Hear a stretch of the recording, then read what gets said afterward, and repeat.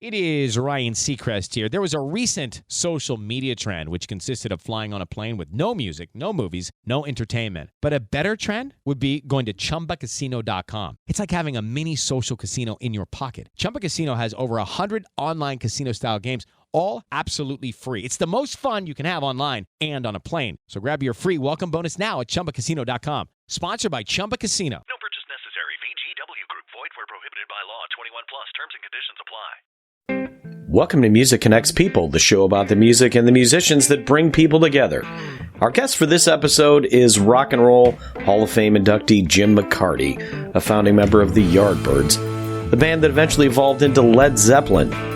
Jim was behind the kit during the Yardbirds' heyday, which included a lineup that featured three of the greatest guitarists of all time, Eric Clapton, Jeff Beck, and Jimmy Page. After the Yardbirds, Jim was the drummer in the progressive rock band Renaissance, and he is currently touring with the latest incarnation of the Yardbirds. Jim has some great stories to tell, so sit back and enjoy a quick interview with a rock legend. I mean, we'll start out with, obviously, the Yardbirds, one of the most iconic groups in the history of recorded music, and really the forerunner to Led Zeppelin. And you've worked with some of the greatest guitarists in the history of rock and blues. And what was the impetus for you to restart the group back in, I think it was 1995, after so many years where the group just didn't have a presence? Oh yeah, good question, really. I think it was a combination of circumstances. I was playing in a sort of a little live blues band again. I got back into playing as sort of live in a little pub in London, and I actually got brought back into it by Topham, the original guitar player, who was he was wanting to get back into playing blues, and we started playing a sort of Wednesday nights in this little pub in Shepherd's Bush. It was called the Station Tavern, and after a while it became like the Crawdaddy Club in London again. It was really exciting, and I used to get packed out every night, and then we went from there. Chris Dreyer and Jeff and Paul used to come down now and then to see us and get into the vibe. And then we got inducted into the Hall of Fame in '92, which gave us a bit of confidence. And then Chris and I got a call from an agent up in Lancashire who was putting the Animals back together. That was Hilton Valentine and John Steele.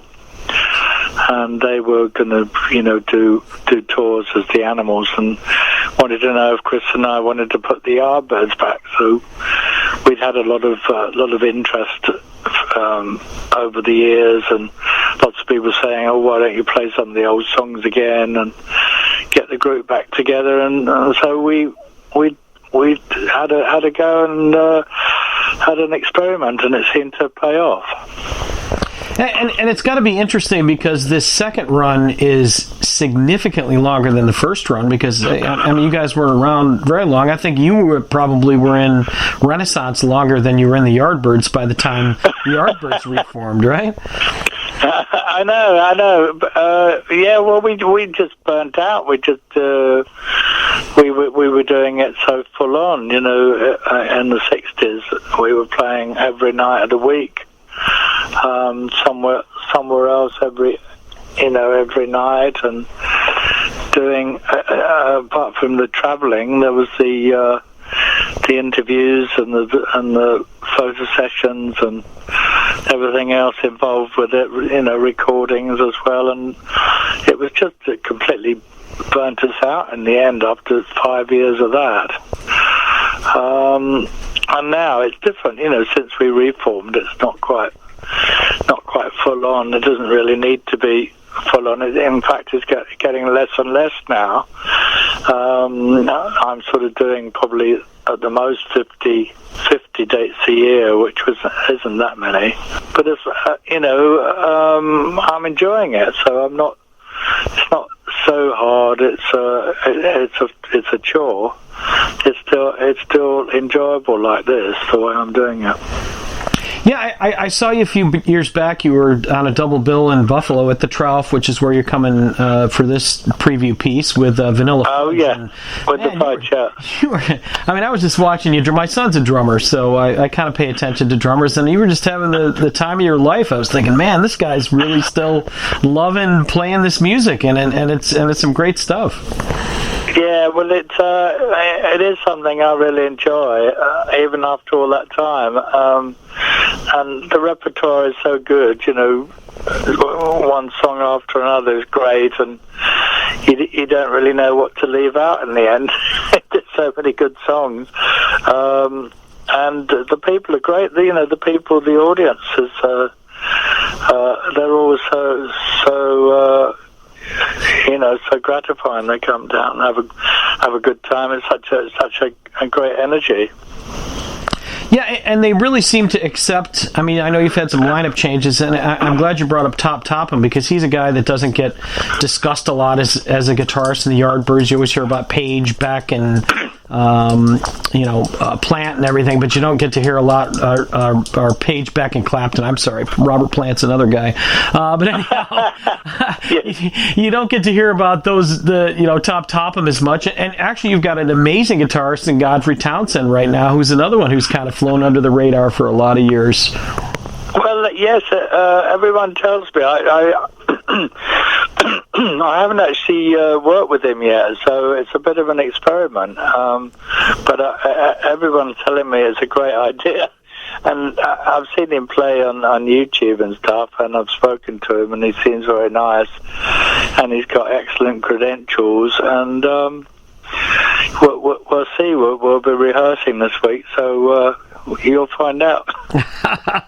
Well, they said I'm sure he's gonna come. I mean, we're hooked up on Facebook, and he's been posting stuff about how excited he is to be a part of the Yardbirds. But that really speaks to the legacy of the band and your catalog, and of course the other guitarists that you've worked with. Is there any one of them that was your favorite, that was a standout? I mean, at some point you had to look back and go, "Wow, how did I wind up with the big three?" And I mean, was there any one of them that maybe you're still connected with, or you have a certain affection for? Well, I think Jeff was probably my favourite, because he was so off the wall with his playing and so creative, and he could make a song just with a guitar riff, like for instance Over Under Sideways Down, just with that fabulous riff he made up, just really made the song.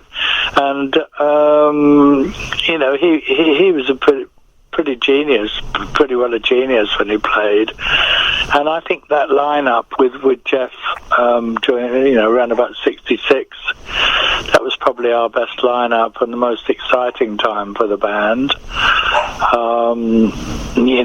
He actually was there when we recorded most of the hits, and so it was a good time for the band. And it wasn't always easy with him. He was always very wound up when he played, very nervous guy, and if he didn't like the sound, he would lose his rag, lose his temper or whatever.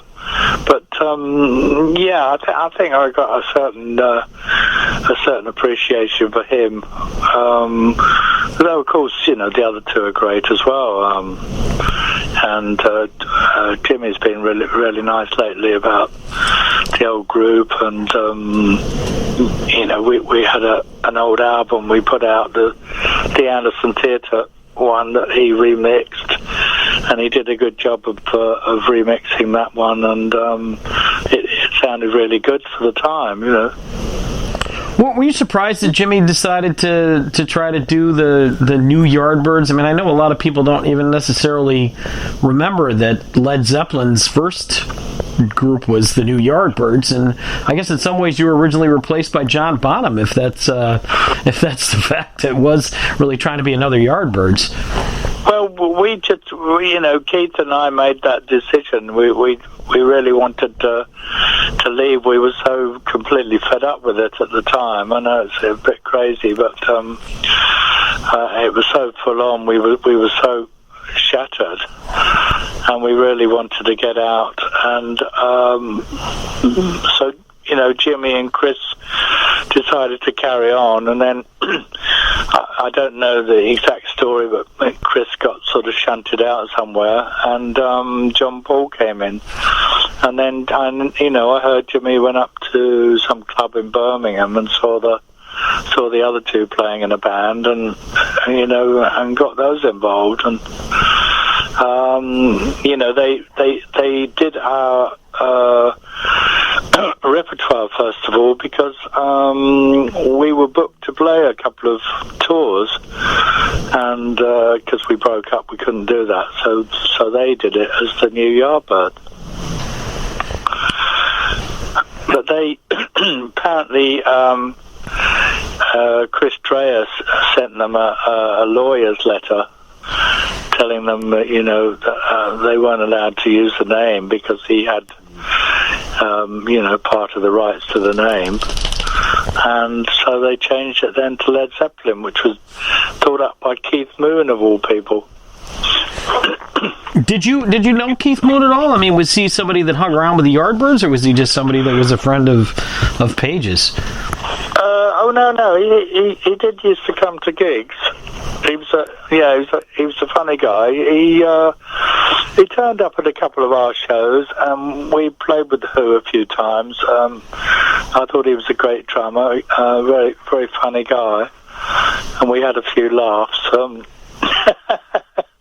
But he was a bit of a crazy guy, and I remember using his drum kit one time for some live TV show we did in Paris, and when we came to play our stuff, I noticed that his drum kit was actually like covered in dry blood. I thought, oh my God, what's happened to this kit? And of course he played so hard, he cut all his hands when he was playing, and all the blood was all over the drum kit, from the cuts he had, smashing the cymbals and everything. Yeah, I mean, he had a very unorthodox approach, and and I guess that leads to me as far as drumming styles. I mean, who were the guys that influenced you, that came before you, and maybe some of the guys that you worked with, during the Yardbirds heyday and afterwards that really excited you? Well, I thought Keith and Ginger were the best. Ginger Baker, they were the best drummers of that time for me. But I also like jazz. I like people like Joe Morello from Dave Brubeck, and some of the obvious jazz drummers, like Gene Krupa and all those guys. And I liked Hal Blaines as well. I thought he was a great session drummer. But I sort of came from a jazzy angle, I think, a bit like Charlie Watts did, liking jazz drumming. So I always think I've got that little bit of swing in my style as well. Yeah, it's interesting. I guess I never really made the connection, but you and Charlie Watts definitely have a very similar approach to the kit that's very important to the sound of the band. And I think one of the I think we're coming up on 15 minutes or whatever, but that kind of leads me into Train Kept a Rolling, which you're sort of, I mean, a song that so many bands have covered since then, but one of the key pieces that made Train Kept a Rolling such an innovative song and so popular was that drum beat that you had at the beginning. I mean, how'd that come about? And do you remember it? I don't know. Because we didn't do the original version. We did the the Burnett Brothers version. And it was an idea of Jeff Beck's to do it, because he liked that sort of rockabilly stuff, and they did the version with that riff, da da da da da. That wasn't in the original. The original was just a shuffle, just a 12-bar shuffle, And I always loved it, and I thought, well, it's about a train. Well, I'll do a little train rhythm in it, just to give it a bit of flavour, and it sort of worked. Yeah, I mean, again, I think that really is a huge addition to the song, and it took it to another level, and certainly is cited by a lot of drummers as one of the most influential approaches to a song. And some people said that helped usher in the psychedelic era of drumming, and you were a big part of that with Renaissance as well. Yeah, well, it's nice to hear those sort of things. I was just sort of having a bit of fun and making up, putting in my ideas. Awesome. Well, I've got one more question. It's kind of a little quirky one. I'm a big Todd Rundgren fan, and his first band, the Nazz, was actually inspired by a Yardbirds song. And I don't know if you've ever been asked that you were aware that there was a couple of bands. Actually, Alice Cooper had a band called Nazz as well. And I didn't know if you were aware that the band had the song "The Nazz Are Blue" had influenced the naming of a couple of rock bands, and if you ever were familiar with their material. Well, I did know them. I did know those bands, and of course, I do speak to Alice occasionally, and he's a great guy. And it's quite funny because he's been to a couple of shows, and he tells this story about when we played with them when they were. I think they probably were the Nazz, I think it was before Alice Cooper. And he tells the story about when they went on before us and they played all our songs, which is very weird. That used to happen a lot to us. And then he said, we went on and we just sort of completely wiped the floor with them. We just played them as they should have been played. And it was quite a funny story. But I knew about Todd Rundgren as well. Yeah, I knew about his band. Well, good. All right. Well, thank you so much for the opportunity. I hope you have a great time jamming with Godfrey Townsend, and I'm sure it's going to be a great show. And I look forward to catching you in Buffalo. I know you've been here a few times, so I guess maybe you'll be able to get some buffalo chicken wings if that's what you do when you're out there. Okay. All right. Well, I look forward to meeting if you're there. All right. Well, very good. I'll see if John can make that happen. That would be great. Okay, Tom. Okay, thanks so much, Jim. Cheers. Cheers to you as well. Thanks. Bye-bye. Bye. Thank you for listening to Music Connects People. If you like the show, please share it on social media and consider posting a review. Until next time, this is your host, Tom Jennings, saying, hope you enjoy some good times with good friends and great music.